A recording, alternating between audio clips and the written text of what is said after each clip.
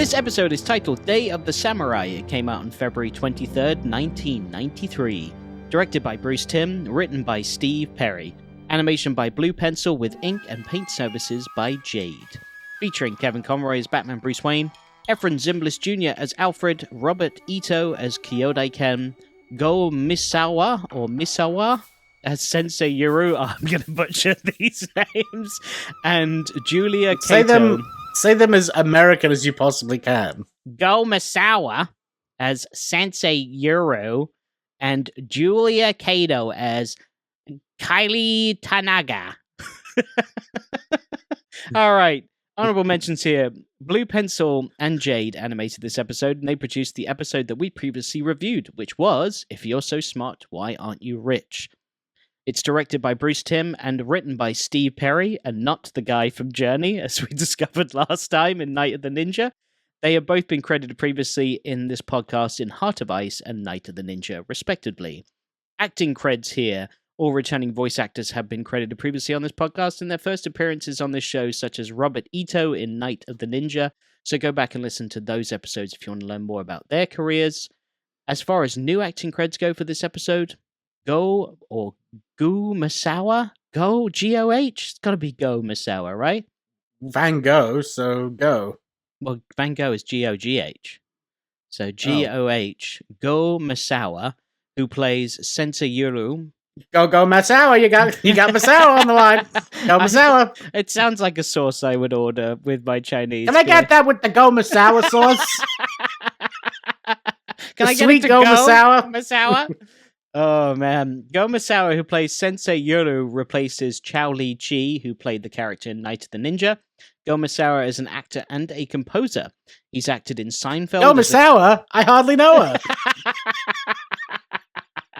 He's acted in Seinfeld as a character named Mr. Yamaguchi, or Tanaka in the movie Out to Sea. So it was only in like one episode of Seinfeld, and I've seen the movie Out to Sea when I was younger, with those two old men that used to do like old men comedy duos. Do you remember those two old men? Old men comedy? Like, I pulled my back. Well, it's kind of like that. It's like, asleep. my wife's dead, but this old woman fancies me, so maybe I still got it in me. They used to do like a few and of I'm these... racist as shit. Yeah. The help around here is annoying me. I think that's part of it, yeah.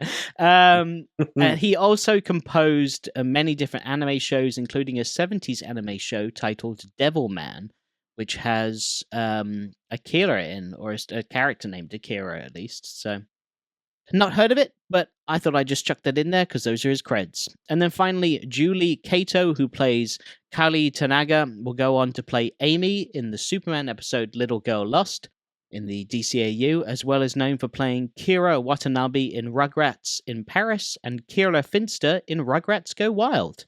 Right. So both Rugrats movies Julie Kato has been in. That's not the first Rugrats movie. Is just called Rugrats the movie, isn't it? Yeah, the Paris one's the second one, and then the Wild one I think is like. We went to go see those in the cinema, at least two of them, didn't we? I don't remember seeing the Paris one, but I definitely remember seeing the first one. We saw the Paris one as well. Did we? I remember Angelica singing "One Way or Another." Oh yeah, I remember people that were too. Like lost. And I remember the VHS of it was like a super bright orange. That's all I can remember. Yeah, and a giant reptile. Isn't it like a giant reptile like Godzilla in it as well? Because remember Reptile was like their Godzilla. Maybe. And there was like a giant robot reptile in it. Reptile. What's That's that? Song, isn't it? No? Isn't that Reptile's song?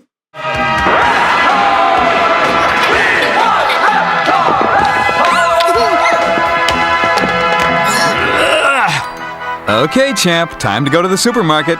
What? No? Reptile's song, like on the adverts. Reptile, something, Reptile. Wow, you remember more than I do. That has not popped back into my brain. What was the green goo inside his chocolate bar? It must have just been dyed caramel, right? Whoa, I've forgotten about the chocolate bar! Oh my god! Yeah. It's like a caramel Freddo. Yeah, it must just be dyed caramel. Like that's what it must be. Anyway, back to Batman. We got a utility belt of fun facts. Not many fun facts about this episode, but a few. Kali Tanaga appeared in the two-parter episode The Curse of the Cobra. So the character who gets kidnapped in this comes back in Batman Beyond as an old woman appearing near her 70s. She had settled in Gotham City, continuing the dojo? Wow. Dojo of Sensei Yuru set up behind a fish stall. In this episode, Wayne sent Terry McGinnis to her to improve his martial arts skills. So we will come across Kari Tanaga eventually when we get to Batman Beyond. Then we've got Blue Pencil went broke during production of this episode. Bruce Timm noted, "You can see the scene where it happens. They're in the volcano and bang. Oh my god, they ran out of money. This is garbage. I couldn't bear to watch it. My heart was broken." This led to Jade Animation being hired for retakes. So Blue Pencil, when we did the If You're So Smart, Why Aren't You Rich, I told you that they go broke because of Batman, the animated series, and this is the episode that they went broke in. So they ran out of money making this episode. Now, I wondered, because I thought this episode was beautiful. I thought this was a really lovely looking episode. Right. And I saw, like, at the end when they're fighting in silhouettes, I was like, oh yeah, like, I was loving it.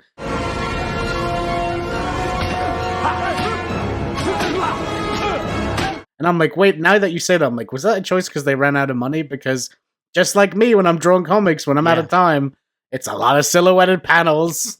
I thought that the animation had potential to be beautiful. I thought the backgrounds were great. I thought all of Japan looked amazing. The volcano looked great.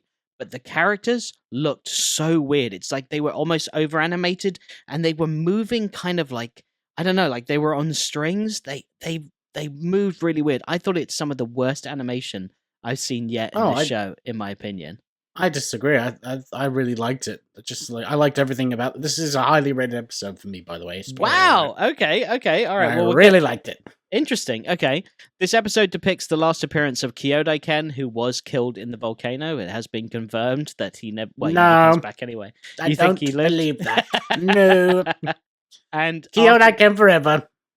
After the phone number trace, the machine displays 563 Tezuka, a reference to Osamu Tezuka, the godfather of anime. So he was...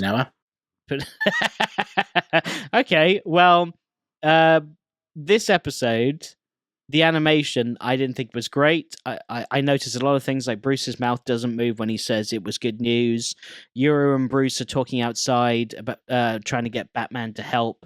Bruce is wearing a suit, and then suddenly he's wearing like a raincoat in the next scene. It just cuts to him wearing a raincoat. And when Bruce is first meditating, a small dragon sculpture is seen giving off smoke for him to breathe. However, as soon as Alfred enters the room, the sculpture disappears completely. Kyra's shirt changes color when Bruce tells her Batman does as he will. And during the final fight, when Kyodai says, "It ends now," his mouth doesn't move at all. So I noticed a lot of animation errors in this so-called beautiful episode. But what did you think of this episode?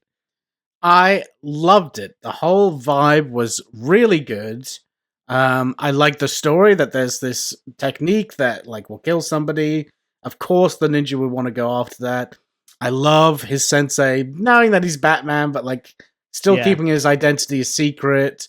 I love Alfred's little like full on like white linen outfit, like on holiday look.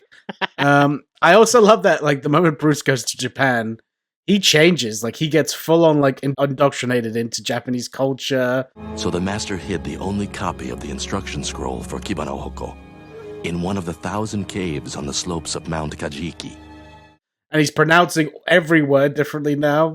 I think he's like a typical white guy that learns how to say hello, goodbye, and how much. And then he just speaks broken English and uses Google Translate for the rest of the trip. You know what I mean? Yeah. He was chucking in words there. And then also when Alfred knocks on the door, he's like, "Come." I'm like, when have you ever said that? Exactly. He's sitting meditating. Yeah. Like with like steam going. Come. A spot of tea before retiring, Master Bruce. I have some excellent green brew. And then, yeah, exactly. Come. And then like he has a green tea in the middle of the night. Like I'm like, mate, slow your roll.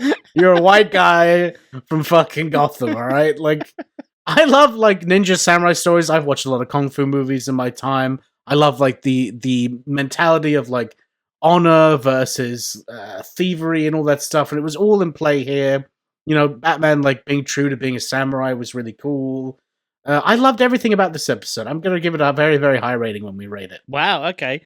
Well, I'm very happy to see Kyodai Ken come back. It's nice I to love see him. I like his outfit, and I think he's way better than he was in the first episode. Like, he's got a true motive this time, right?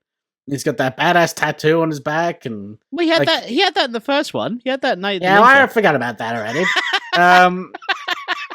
I think he would have made a really cool action figure. That's for sure. He would have. I've actually seen people take a old 90s Batman the Animated Series figure and make a ninja Kyodai Ken out of it, and he does look pretty cool. So I was happy to see him back. I said to you before this, you didn't think it was that good, but since we know Kyodai Ken is a cinephile, I thought a cinjaphile would be the new term, since he's a ninja and he's a cinephile. Cinjaphile? No? Don't like that one? What did you say? I read it was the first. I woke up and I checked my phone. I was like, "Oh, my brother's messaging me." All right, I guess I'll read it. And then it's like, bro, fucking cinjaphile, bro. You were so excited, and I was like, "That sucks." Would you say Kyodai Ken? Kyodai the film guy, Kyodai the movie guy. I thought he looked a little... Kyodai the movie guy. Kyodai Ken. That's films rule. I thought he looked a little gimp suit in the intro. I thought his ninja outfit didn't look as cool as in Night the Ninja. In this. I don't know what you're talking about. I thought it looked like shiny. She's training. He shows up and he fucking is like, "All right, come on, let's fucking dance." And then they have a little fight. He's like, "Yeah, you're not good enough." And like, I love all this stuff. It's like it's like how could you like love Jedis and stuff and not love this? This episode was a Star Wars episode of Jedis fighting. They even fight on a fucking volcano at the end. The last scene looks like epised 3. Like, Revenge of the Sith! Yeah. 2006! It's over, Bruce. I have the high ground. And we know what happens to that, huh? Yeah, he ends up just getting burnt to a crisp, and he's found by Darth Sidious later on. We must rebuild him and make him into a true ninja. Star Wars Episode 4, the first one from 1977. That's all of the Darth Vader voice after that. Kyodai Ken strikes back.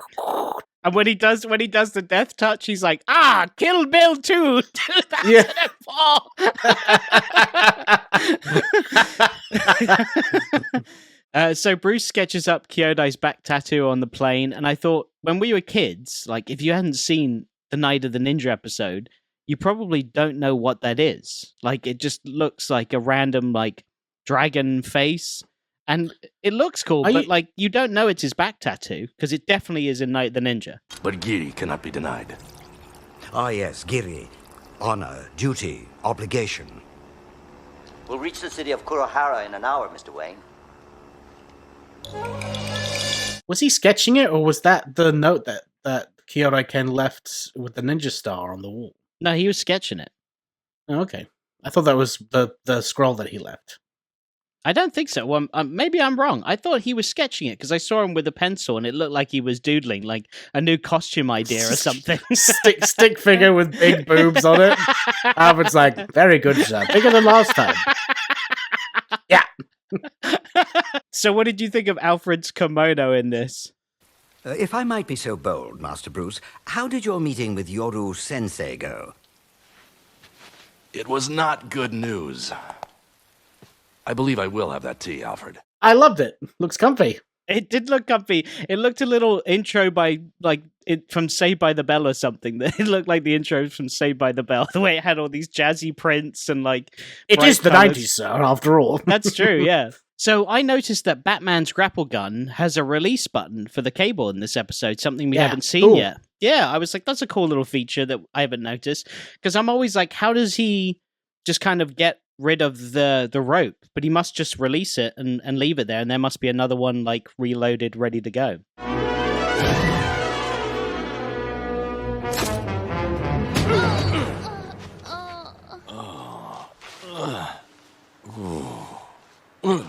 Cool little thing for his grapnel gun, I think.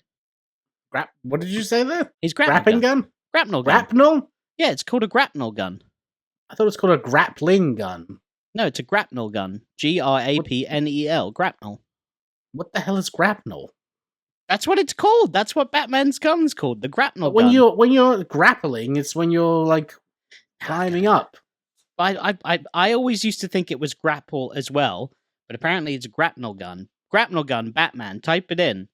Grapnel. Before you even finish typing grapnel, it says grapnel gun, Batman. And there's even the Batman. So the what's a animated series grappling one. gun then? I don't know. We're learning stuff. It's also called a grapple gun. So it's either one, which is weird. It's never called a grappling gun? No, it's not called a grappling gun. It's called a grapple gun or a grapnel gun. I'm feeling real Mandela effect right now. I didn't make it up. I hardly know. When Kyodai is following the ancient map scroll to find the hidden fighting technique, he walks around a very active stop. volcano. That sentence you just said is dope. Yeah, but say that sentence again, because that's how cool this episode is. When Kyodai is following the ancient map scroll to find the hidden fighting technique, he's walking around a very active volcano. Oh, that's so cool to me. And I wonder if Batman sent him there on purpose, like he just drew a map that led to an active volcano. He's like, that solves the ninja problem. He's gonna die. Oh, wait, he's got Alfred. Oh, well, I didn't kill him. The volcano did. That's right. It's up to code. I did think it was funny that the ancient scroll was hidden behind a rock that was so distinctly different, like from all the other rocks. It's like it's so clearly behind that one rock. That's like I wonder if it's behind the one rock that is painted differently and cell shaded, and not a matte painting in the background.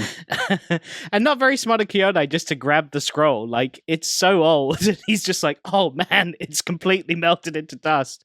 Melted.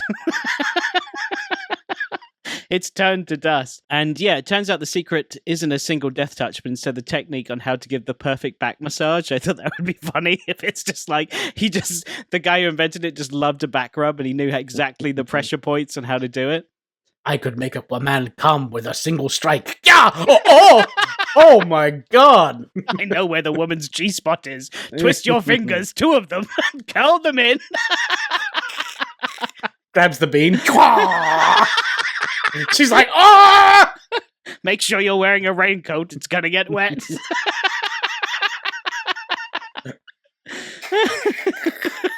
Sucky, if you know what I'm saying. Sucky. He's done. He's taking his headphones off. I'm a bit of a samurai of the sheets myself. Slice and dice. Ninja of the night. You know what I'm saying. Hi! The mythical G-spot. Only 2 men have managed to find out exactly where it is.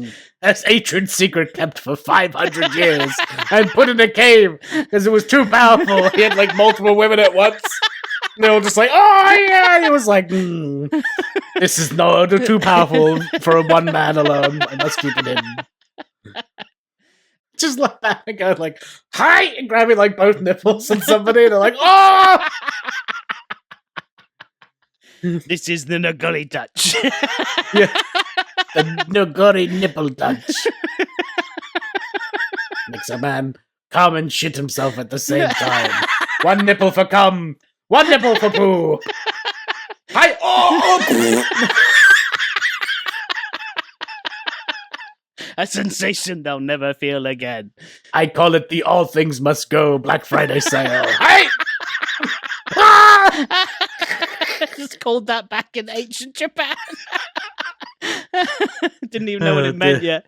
So you mentioned earlier Alfred's look when going shopping. I thought he looked like a straight pimp from the 70s in that outfit. He looked so baller with his big ass white hat, his big, like, lovely flowing white dress outfit. He looked dope.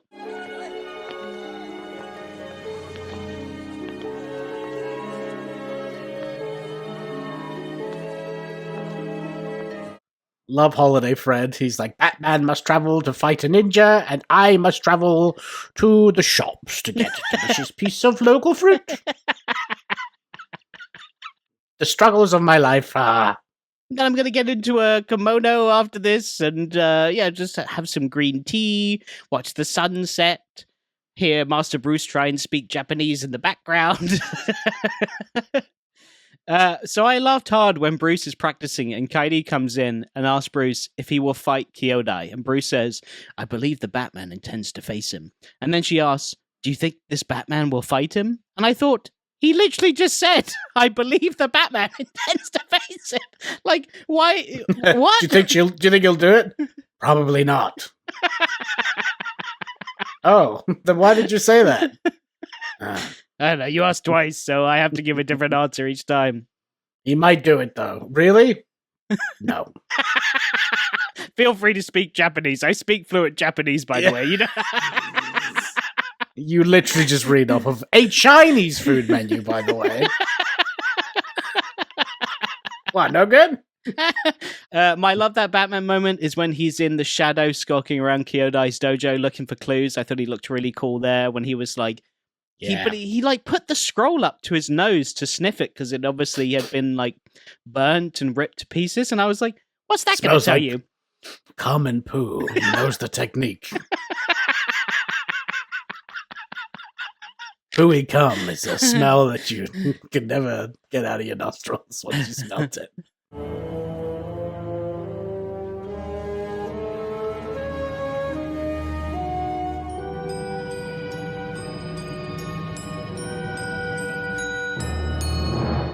I thought it was pretty smart of Batman to figure out where the death touch was by checking the practice dummy. I thought that was a clever little Batman nod there, using his detective skills. I feel like I've seen a samurai or ninja movie that's like this exact thing. And seeing the pressure point like being overused on the dummy and stuff like that. It probably was used in some sort of like, kung fu movie or something. I wouldn't be surprised. But yeah, imagine if it wasn't there. Like he like pads up his whole chest. He's like, all right, I'm ready. And then Kyodai goes straight for his balls. He's like, what? That wasn't on the dummy. The one place I specifically never protect. I don't know why, sir. I tell you every time to protect the little Waynes. He names his nuts Martha and Thomas. Gotta protect Martha and Thomas. Like they're the most important things in my life. So I thought Kyodai made a good point when he said to Batman that samurais do not hide behind masks. I thought that was like, oh, he's got him there. Like Batman's except for when samurais wear helmets with masks attached to them. That's true, they do, yeah. But imagine if Batman was just like, well, yeah, you got me there, and he takes it off, and then everyone catches on to that. Ah, you are Bruce Wayne! Oh, Kyodai, you got me! Yeah, like next time he fights the Joker gets a hot tip, and he's like, samurais don't wear masks, and he's like, okay, I guess I gotta take this off. You know my weakness, goddammit! Take your makeup off. This is acid burns. Oh, I thought it was makeup this whole time. That's you 24/7? Holy shit. It's just permaclown, huh? You did this! You did this to me! You dropped me in the vat! That was you? Oh, I thought like I had killed the guy. Thank Christ. Like my whole stick is to not kill guys, but you were like the one where I was like, may have just killed a guy in acid. But you're good, right? No, I'm the opposite of good. I'm fucking insane. We've all been through trauma, guy. Like, don't fucking, like, gatekeep trauma, okay? We've all been through it. You're a rich, buff guy. You look in good shape. Didn't you let a guy die in a volcano, like, last week? The volcano let the guy die in the volcano, all right? I chucked him a batarang rope. He had all the options in the world. I'm not gonna kill you, but I don't have to save you. That's right. That's right. So, are Joker's pubes green then? Or is he acid burnt off like all of his body hair? I'm just guessing, like... yeah, it's all good. Yeah, but then why wouldn't his hair be gone? On his head. His hair. He's still got his hair. No hair elsewhere. Hi. Oh, we're back to this, are we? Yeah, I guess it's just dyed green. Must be. If his hair is dyed green, then his chest hair and his ball hair and his butt hair must be dyed green as well. Those are the areas I went to in my Sure. mind. I have never thought once in my life about Joker's butt hair, and now I'm picturing a bleach white butthole with little green. Some people pay a lot of money for that. Harley made me do it. I didn't want to. But, what we do for love. So, what did you think about the final fight on the active volcano? I loved it. Is this what brought this episode up a few tiers for you? Absolutely. What a scene for a final battle, and I was just enjoying the animation of them fighting and everything about it. I just really dug the vibe of this episode. This was a poor choice for a battleground, Kyodai. The volcano may claim us all. It does not matter. Ninja do not fear death. Yeah, I did too. I did think that the final battle did bring this episode up a few notches for me, because I was not mad about it like you were. I thought that it was okay, but yeah, I actually prefer Night of the Ninja, I think, over this one. I liked Kyodai's first appearance more. But that's all right. That's why we got difference of opinion. That's why we do a podcast. But I did think that that final battle sequence was a really cool place for them to fight. I like Bruce taking off his mask and facing him face to face. Facing him face to face. I got lots of words today. Hair to hair and face to face. It would be funny though if Kyodai, when the lava washes over him, he just sticks his thumb out and he's like, Terminator 2 Judgment Day 1991. A cinephile to the end. I also love that Bruce fakes being dead. He really commits to that role. He rolls his eyes up and he lays there completely still. He's been listening to Tom Savini. He's like, Sayonara, Batman.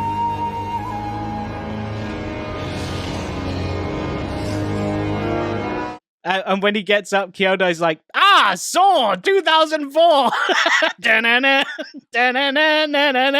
wasn't dead the whole time. I just died now. I was like, spoilers! I haven't seen that one. He's dead he's there? Oh, he's not dead, but he's there the whole time? Alfred, I tried to get you to watch that, when it came out, and you were like, no, too scary for me, sir. Are you doing an Alfred impression? Oh, I'm Alfred. I'm scared of Saw. Kyodai's like, what a win. Let's go watch it together, samurai. And then at one point, Bruce is calmly slapping away Kyodai's attacks, and Kyodai's like, "That's the Matrix." That's not 1999. Neo did that.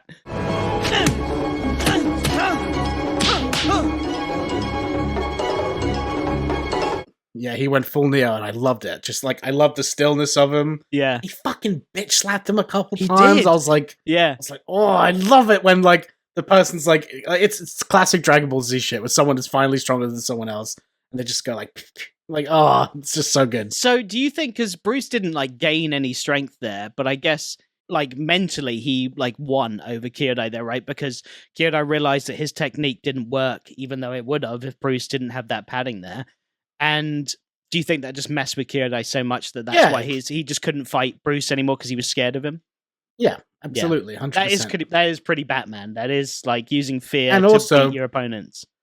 Bruce had already defeated him in hand-to-hand combat in the previous episode, so True. It's and that's another thing I liked how he's he knows I'm Batman because fighting styles are fingerprints and all that stuff. Cool stuff, guy. I mean, I love that you love this episode so much. I wasn't expecting. Well, you know me. I like kung fu. I like all the honor and respect. Yeah, and, you've got a fighting. whole room in your house dedicated to Japanese shit. You've got swords. You've got you wear a kimono. I'm not around Jam the house. from Parks and Recreation. Check out my Japanese shit. That's what Bruce Wayne has. He makes Alfred cook Benihana. Alfred's chopping up prawns and throwing them over his shoulder. He's in the chair. I get used to Hey, this, sir. look, sir. It's the volcano out of onions, right? Good one, Alfred. That's where Kyodai died. Yeah, right here. Hey, yep. I'm enjoying this. Hi, sir. Hello, Alfred. Oh no. Why does he keep saying hi? Hi, Alfred. I'm an idiot. when Bruce throws Kyodai the rope and batarang, did you see what the batarang looked like? It looked like a fucking croissant. It looked so weird. It was like chunky and like fat.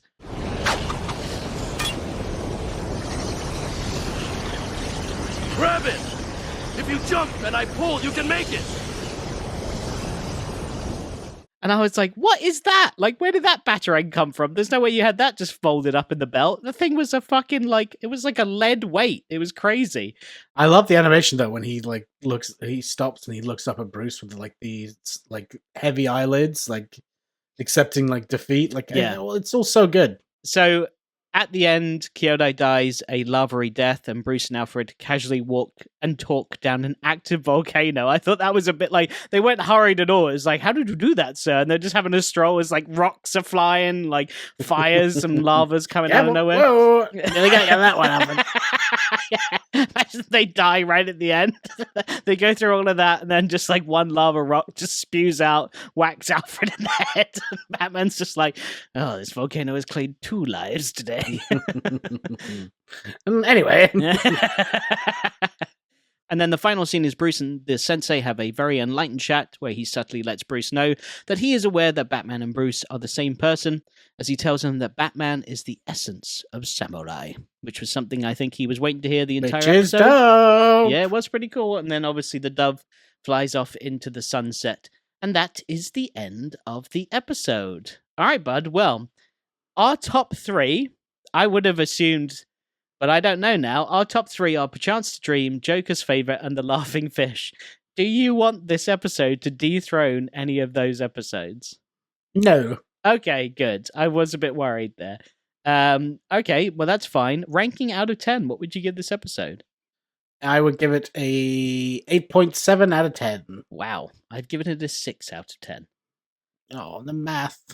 So 1.35. 1.35 is the difference added to, what did you say, 6, right? So 7. So 7.35. 7.35 out of 10 is our overall score for this episode. Okay, not bad. Yeah, I can deal with that. And then obviously, fit check!